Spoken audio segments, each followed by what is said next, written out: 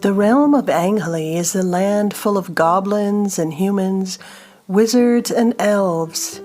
If you're enjoying the podcast, please give us a 5-star rating if you can, and tell your friends so that they listen to the podcast too. With enough listeners, I can get some sponsorships and maybe not be a starving artist anymore. Anyway, on with the show.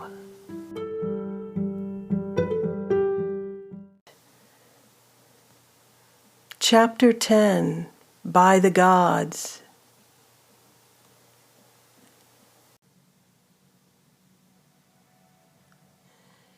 You look like anyone. You could be anyone.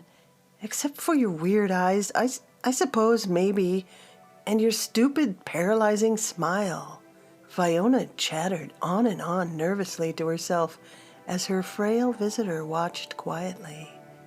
He noticed the outside edge of Fionna's right eye was flinching wildly as she spoke.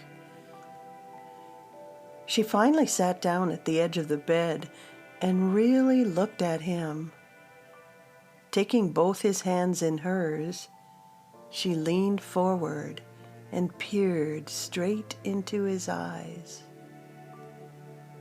"Are you Eijlam?" Fionna asked, repeating the name as she thought she heard the wizard say it. He smiled at her and put his thumb to his chest. "Eijlam," he said. "I take that as a yes." Fionna sat up and narrowed her eyes in deep thought. EJ, he added, still pointing at himself with a sudden sober look on his face.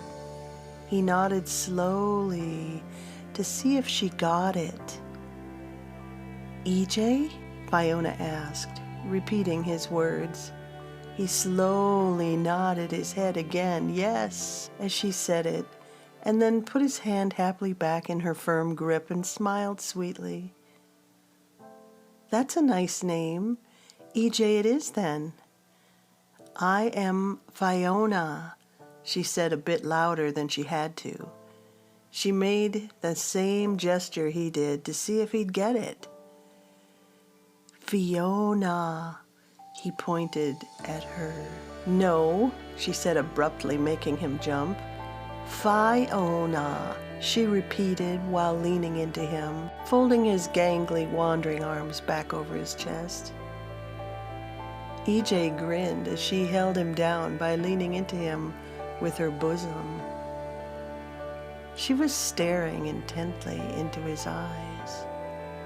He was staring back, trying to be serious and not giggle.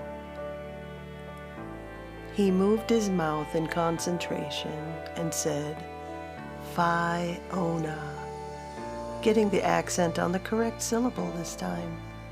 "Yes, she said, lifting her eyebrows at him. He obviously loved her thrilling little game and lifted his eyebrows back at her and smiled sweetly. She was exhausted by the exchange.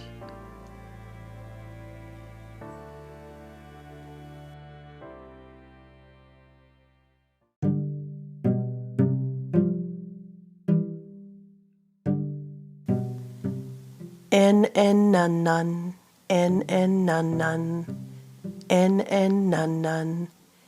Eijlam had been making sounds from across the room all day. "Yes," Fionna said, "with 2 N's, she had told him. He was babbling off in his mind like a baby that had just discovered his mouth. "So you are who Papa says you are," Fionna said, while restocking something on the shelf. "I think your poor brain has been addled." She shook her head sadly, studying him. "Time to wash your face before bedtime," Fionna announced, bringing a wet cloth to wipe him off. EJ scrunched up his nose as she worked him over. He liked it when she cleaned around his ears, because it tickled and it felt cool. When she finished, EJ pulled one of her hands up towards his mouth. He showed her a game he remembered. He gently rubbed her fingertips back and forth across his pursed lips, blowing his breath over them. She watched with curiosity, smiling with him until the tickling was too much. She giggled and, much to his dismay, pulled her hands away. "And then, Fionna," he said slowly in big-lipped disappointment. His sad eyes pierced into her, and she felt a tiny shiver in her heart.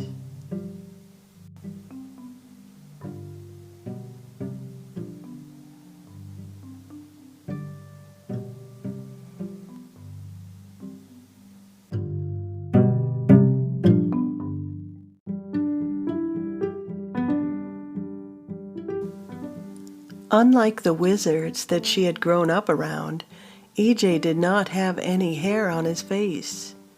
The hair on his head was hopelessly tangled. She had tried to tie it back to keep it out of the way while eating, but strands of it came loose and flipped in every direction. "I think it's time for a real bath, and also a haircut," Fionna announced one day, assessing him with her hands on her hips. "You are beginning to smell, and not in a good way. Seriously, you are stinky." She looked at him slumped over the table. "Honest to the gods, EJ, you look witless, like the wobbly drunks I've seen in the village loitering outside the pub." EJ's face made a splatting sound as he landed on the table. He accidentally drooled looking at her. Half smiling through a goofy wet face, he investigated the tips of his fingers. All this only accentuated her statement. Fionna wagged her head, staring into his blinking happy eyes. Fionna had been the sole caretaker for Eijlam since he arrived 3 weeks earlier. She felt the burden of the extra work, and yet there was a strange joy at being near him.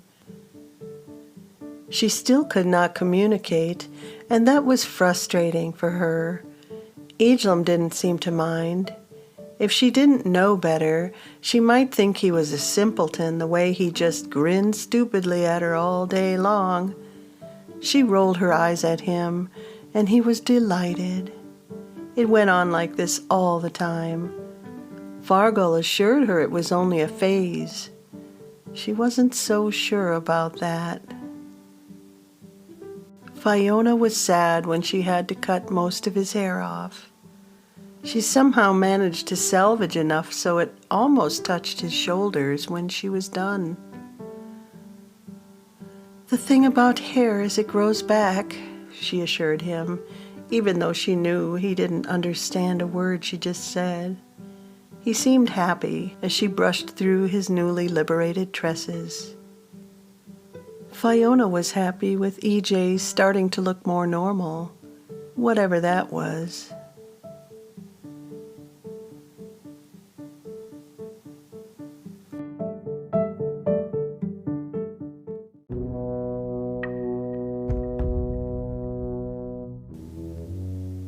Fionna took Eijlam by the hand, and he followed her out into the sunlight for the first time. EJ cringed, putting his free arm up over his brow to shade his eyes from the bright sun.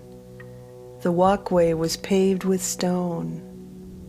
The walls were stone. It was all stark reminders that he was in a very alien place. What he did not understand is the place was surrounded by walls for a reason. Master Farghal laid enchantments around the edges of the property that would make the house invisible to anyone who approached the area with bad intentions. The construct was built centuries before to protect Fionna from harm. The only tree was in a small walled-in yard because the wizard knew Edelin loved trees. His small charge spent many hours climbing and sitting among its branches as she grew. Eijlam tried not to panic, as he felt the blood draining from his lips. He gripped Fiona's hand tighter, peering wide-eyed at the long red hair in front of him as they went through the door that led to the large bathing pool. Fionna had become his anchor in this realm. Once inside, Fionna removed EJ's bedclothes so he could take a bath. She did not intend to get naked in front of him, so she kept her underdress on. He paced around the edge until she lowered herself into the cool water. Fionna put her arms out to encourage him to join her. EJ stared at her soggy clothes with a funny look on his face. He thought it was strange that she chose not to be naked. Eijlam slowly sat down so she could wash his hair. Fionna felt his fingers exploring her leg under the water, so she tapped him sharply on top of his head, looking down at him sternly, and it stopped. EJ blinked his long, wet lashes and smiled to himself as he stuck out his lower lip and became the docile, dutiful child.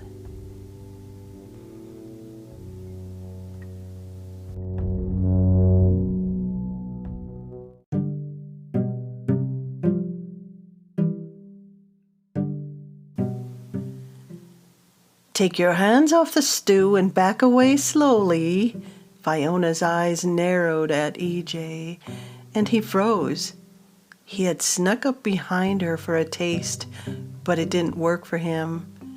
Her hands were busy, so she shoved him with her hip. He giggled with glee, enjoying the game. I'm worried you'll feel the pain of burnt fingers. Fionna tried to explain, but Eijlam was always hungry these days. She rolled her eyes in frustration at finding him back for another hip bump. Here, smarty pants. She handed him a spoon and set him to the task of stirring. EJ smiled triumphantly, tasting the stew off the spoon several times. Eijlam was caught between being elfling and adolescence. He didn't know this because his memories had not yet returned. Teasing Fionna came naturally, but he often felt pangs of sadness, or maybe it was loneliness. He could not be sure, and he didn't know why. Fionna often saw EJ's long face and wondered how she could cheer him up. Fionna decided to expand EJ's daily routine. She decided to take him along next time she went outside to do her chores. Fionna handed him a hat and showed him how to put it on to hide his ears. EJ kept taking the hat off and playing with it until Fionna got her own hat and put it on. She didn't really need it because of all her thick hair. EJ smiled and patted her on the head as he put his own hat on. They went outside together. The wizard's house was situated just a half-league outside the high wall of Justenloch. It was surrounded by rolling hills and sparse trees. There were a few human homesteads like theirs scattered along the wild rushing river that ran alongside the city. Eijlam followed silently, taking in everything and enjoying Fiona's company.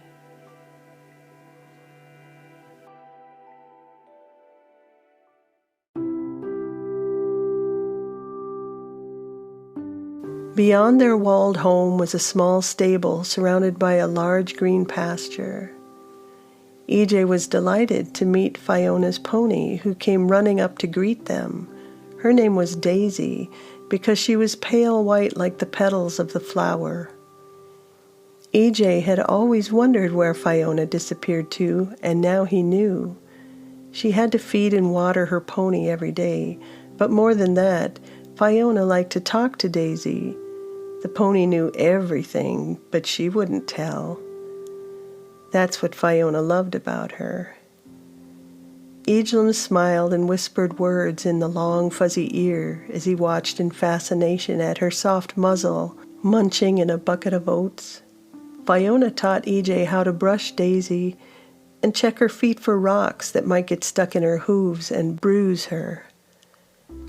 He was surprised one day when Fionna jumped up on Daisy's back and then motioned for him to join her. They rode tandem along the river among the shady trees. Eijlam finally had a reason to put his arms around Fionna. He felt the hum of her closeness resonate over his skin, and suddenly he knew what he'd been missing. He pressed the side of his face into her shoulder and hoped riding with Fionna would never end. Fionna smiled as EJ squeezed up comfortably against her back. She sighed and felt a tranquility she had never known before wash over her.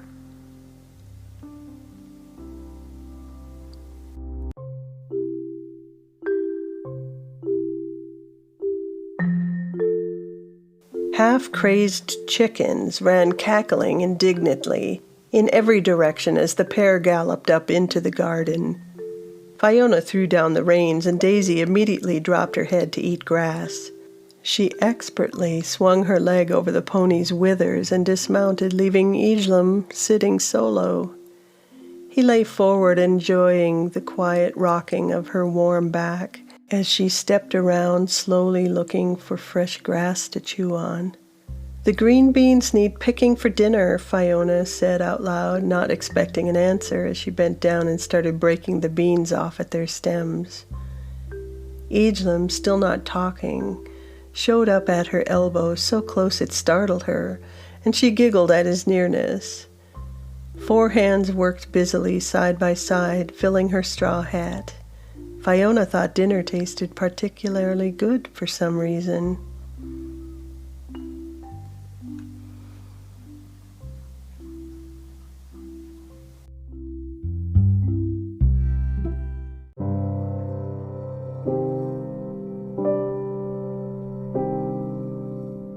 One day, Fionna found Eijlam hunched over a bird that had crashed into his window and broke its neck. The poor creature lay flopping helplessly on the ground. He gently cradled the dying bird in his hands and held it to his chest. He turned his face upward with his eyes closed. To her shock, when he opened his hands, the bird had been completely healed and flew away. Fionna slowly helped EJ up off the grass and hugged his sad, wet face. She dried his tears with the edge of her long sleeve and led him back by the hand into the house so she could talk to the wizard.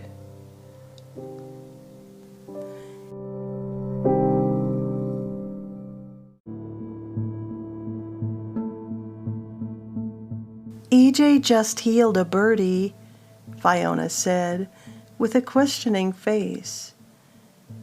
"That was nice of him," Farghal answered her, while busily working on mixing some sour-smelling concoction. "No, I mean he brought it back to life." Fionna started to feel frustrated with Farghal's distraction. Eijlam just stood there looking curiously at the words that were coming out of both their mouths. "Oh, a resurrection of the dead." The wizard leaned over and looked closer at EJ, still not very concerned about it. "Is this a normal elven thing?" Fionna asked. "Magic comes in all forms, Fionna. We can assume healing is one of several desired practices among Edelin," was all the wizard would say. "Okay then. Is there any magic that could help with this language barrier?" Fionna asked smartly. "I still cannot fully communicate with him." Farghal looked at her sadly. "Let him teach you his language," he sighed, as if she should have figured this one out already. As if learning a foreign tongue is going to just happen in my sleep, she grumbled. EJ somehow knew they were talking about him because Fionna was turning gloriously red in the face and kept glancing in his direction. Magics of a kind always surrounds elves. Farghal tried to encourage her, looking through one bulging eye to accentuate his words. He turned and went back to his task on the table. Oh, she let out a breath. You are so frustrating sometimes. Her eyes narrowed at the wizard, not saying what she was really thinking. Farghal smiled at his glaring red-headed charge. You can do this, Fionna. You heard the words of your people from your mother as a little one. It will help you as well to learn something of your elven heritage. Farghal nodded in the direction of Eijlam. He was playing with the stray curl on her shoulder. Oh, God's never ending, Fionna exclaimed, abruptly pulling back her hair, startling EJ and making him jump. Can you not see he is, unusual? She glanced at EJ, not wanting to say the words she had in her mind. He's only just learned how to feed himself. He barely knows how to put on clothes, let alone speak coherently. Fiona's eyes narrowed at EJ. He quit hovering and took a step back. She started pointing at him. EJ smiled at her. I do not know if I want to handle this. Did anybody ever ask me if I wanted to handle this? Fionna was really getting revved up now. EJ thought she was just spectacular.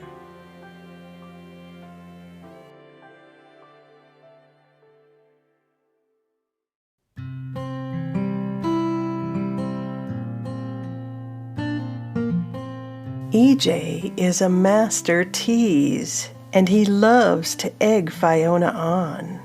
I think he's letting her think that he doesn't understand. He obviously has feelings for her. She has feelings for him too, but she's too immature, and she doesn't get it. Her response is either irritation or anger, and that makes EJ like her even more.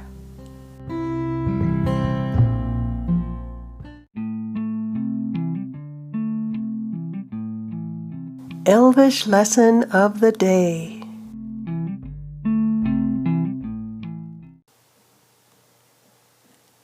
Garnin glasu.